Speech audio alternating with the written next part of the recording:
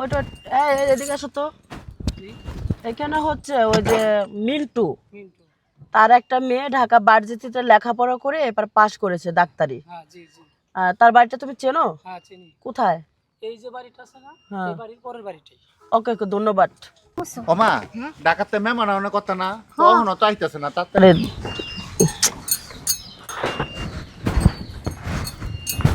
উফ সেট, এখানে থামো, নামো।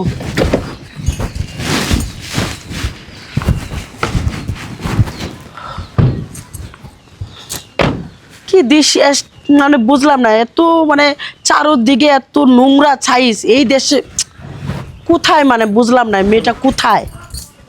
তুই বললি যে এই গ্রামে একটা সুন্দরী মেয়ে আছে, লেখাপড়া করে ডাক্তারি হয়েছে। ও মাই গড, এইখানে এই বাড়িটাই। আমার ভালো লাগতেছে না। আরে জাম জুম্মন রাস্তাঘাটে। ও আসসালামু আলাইকুম। ওয়ালাইকুম আসসালাম। তুই এই বাড়ির মেয়েকে পছন্দ করেছিস? তোর ধারণা আছে তুই কি? নেন নেন ম্যাডাম বসেন। বসো। আচ্ছা ঠিক আছে, এদিকে আয়, আমার কাছে বস। শুনুন, আপনারা কি, আমি চিনি না, পাত্রীর কি লাগেন? আমি মা লাগি। আর এটা আমার আম্মু। ও মাই গড, প্রতিবন্ধী। এই যে আপনি বয়স কত হয়েছে, এদিকে আসেন। বয়স মেলা কত? 40-50 হবো।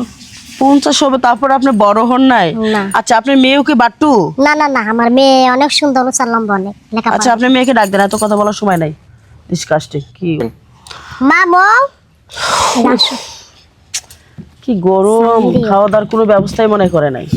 আমি তো এখানে খেতে পারবো না। আসসালামু আলাইকুম। ওয়ালাইকুম আসসালাম। এই সামনে বসো, চেয়ার না, আমার সামনে বসো। এই জন্য বসো।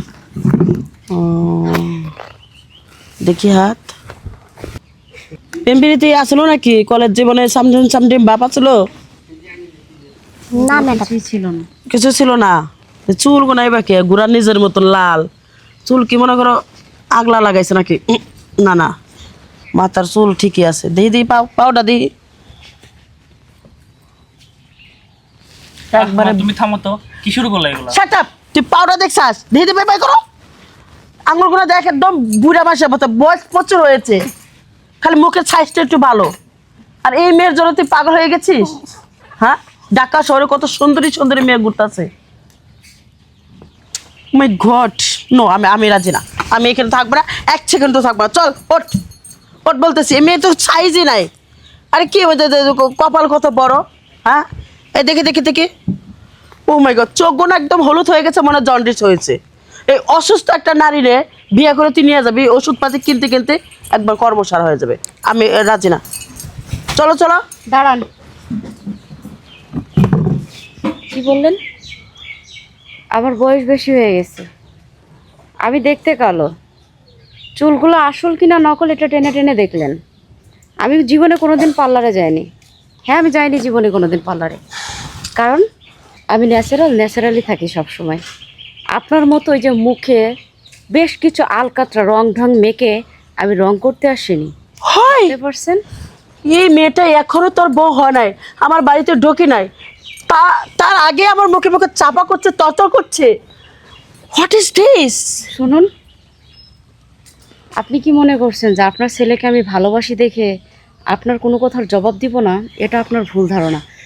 শুরু থেকে এসে আপনি আমার মাকে অপমান করছেন, আমার ভাইকে অপমান করছেন, ইভেন আমাকে অপমান করে কথা বলছেন। ও ডিসকাশন, যেটা সত্যি জানা, তোমার মা একটা প্রতিবন্ধী বাট্টু।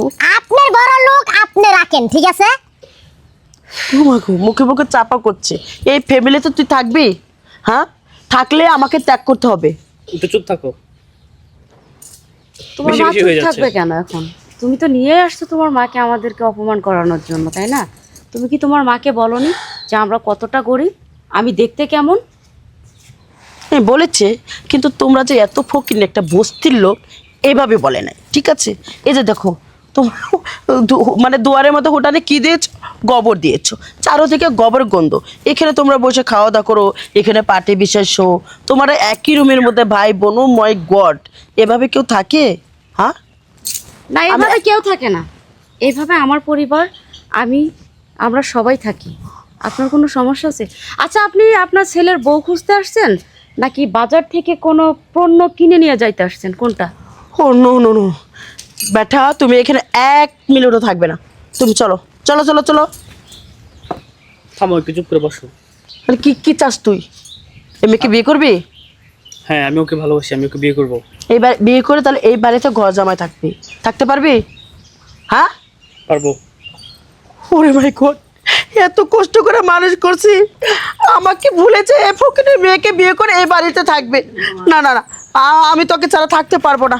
ঠিক আছে, তুই যখন এই মেয়েকে বিয়ে পছন্দ করেছিস, এই মেয়ের সাথেই তোর বিয়ে হবে। এই তোমাদের তো দেখতে এসেছিলাম, তোমার যে মুখে মুখে পটর পটর কথা, বিয়ের পরে করলে করা যাবে না, ঠিক আছে? নাহলে এই যে ভেনো করে দেব, সম্পত্তি একটু দিব না, ঠিক আছে? এখন যাও, দুইজন আলাদা কথা বলো গা। আচ্ছা ঠিক আছে। বাবা রে বাবা, আমারই সামনে হাত ধরে নিয়ে গেল। পোলায় পছন্দ করছে, আর কিছু করার নাই।